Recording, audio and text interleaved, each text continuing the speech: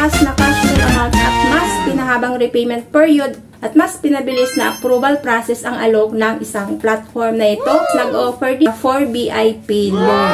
So, welcome back again sa aking YouTube channel. So, for today's video, so, ayun na nga po. So, matagal na pong nag-exist yung isang platform na ito na kung saan po is, this time is nag-offer po siya for VIP loan. So, mas pinataas na offer at mas pinahabang repayment period. So, ayun po, so, kung interested ka na malaman ang platform na ito, so, keep on tuning in lamang po. But then, please consider to subscribe na muna kung bago ka pa lang po dito para naman lagi kang notified sa mga utangan moment dito po sa aking channel.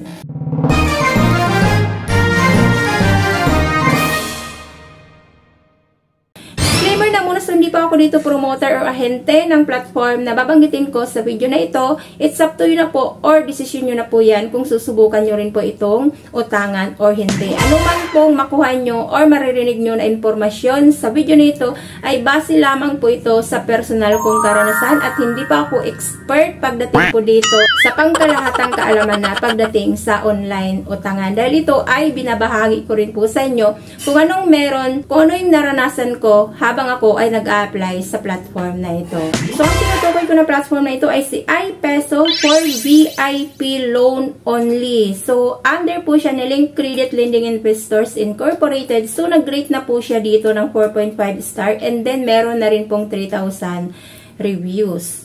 So, under Philippine Securities and Exchange Commission naman, with registration numbers is 201914644 and then with Certificate of Authority naman to operate as financing or lending company number 3072.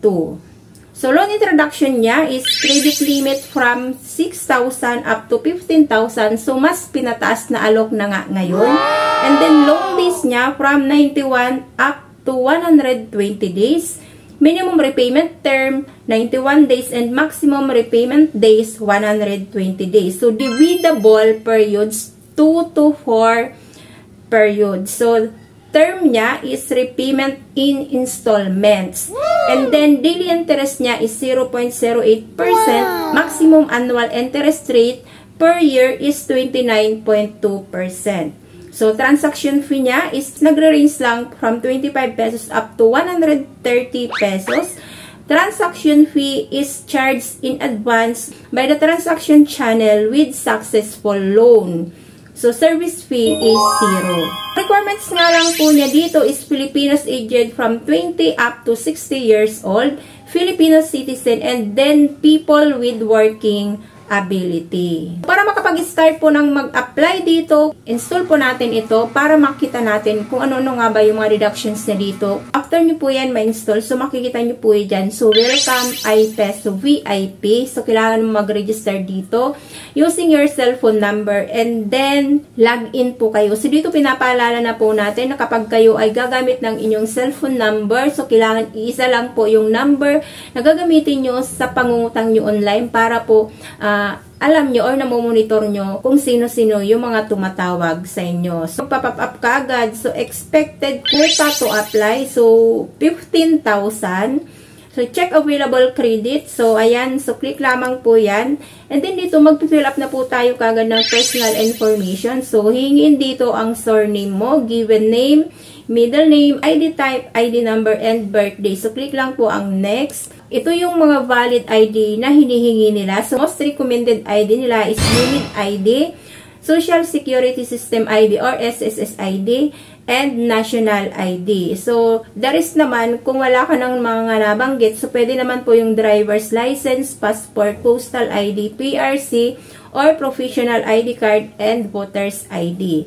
So, next point dyan, so under personal information pa din, so hingian ka ng marital status mo, gender, educational background, email, Facebook account name, hinihingi din nila, current address, and residential status mo. Personal or business company factory name, kung meron ko, kung employed ka po, yan po ang ilalagay mo dito. Company scale, industry, job type, position, level, duration of work, payday 1 and payday 2. So, filapan nyo lamang po yan mga labs kung talagang determinado or kailangan nyo talaga ng pera. Kailangan nyo filapan yung lahat ng information na hinihingi dito para makapag-proceed po kayo doon sa finishing ng inyo pong application. So, next point dyan mga lalabs. So, disclosure statement for the guarantor and emergency contact. So, basahin nyo lamang po ito dahil ito yung disclosure statement. And click nyo lang po itong agree. Emergency contact 1 and the guarantor. So, hinihingi lang po nila dito isang contact person mo and then yung pangalawa is yung guarantor mo. So, dito hingin ang relationship, full name, and mobile number. So, next po, hingin po dito ang inyo pong ID picture and then selfie. Next po, dyan magpapap kagad. Maximum borrowable amount is 15,000. Click lamang po itong apply for a loan. Meron na po kagad ng approvable amount which is na 2,500. Loan period is 150 days. So, collection method, so e-wallet, bank, or M-Lawyer RD Pawn Shop. So, mamimili po kayo dyan. Click lang po itong next. Details, credit amount is 2,500. Loan period is 150 days. So, credit assessment fee, 175. Platform management fee, 575. Post-loan management fee, 200. Transfer charges, 25. Receive amount is 1,525. Total interest, 100. And then, due date payment is 2,600. So, ayun po mga lalabs. So, dito pa lang po sa deductions ng kanila pong ibabawas doon sa approval amount. So, parang nakakalula na talaga sa dami-dami ba naman ng dinidak nila doon sa loan approval. Unlike doon sa sinabi nila sa intro na parang naiinganyo ka pang mangutang dito dahil maganda yung introduction nila doon.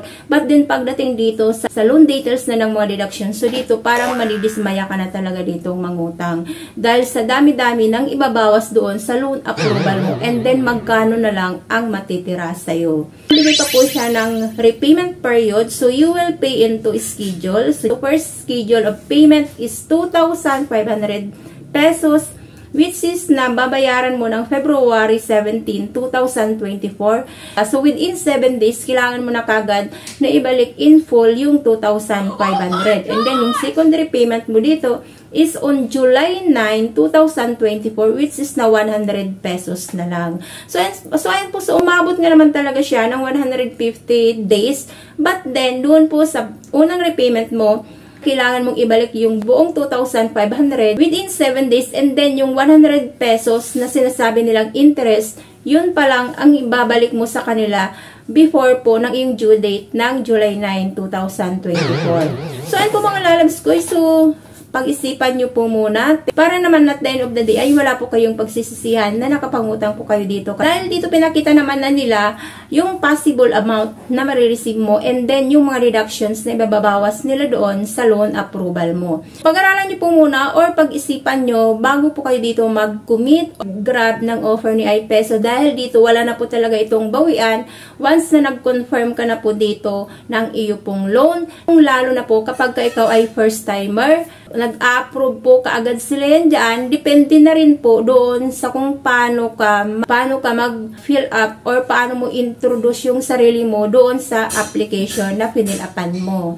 So, dito po, hindi po tayo pare-parehas ng karanasan. It's either po na ma-approve ako dito and then kayo po ay hindi. So, dito naman ay nagbibigay sila ng mga chances to reapply kapag kayo ay na-reject dito. So, ayun na po muna mga lalabs ko, ang review natin dito kay iPeso. So, pag-isipan nyo po muna bago po kayo dito mag-click para hindi po kayo magsisi at the end of the day. So, thank you for tuning in for now mga lalabs ko. God bless po. Bye-bye!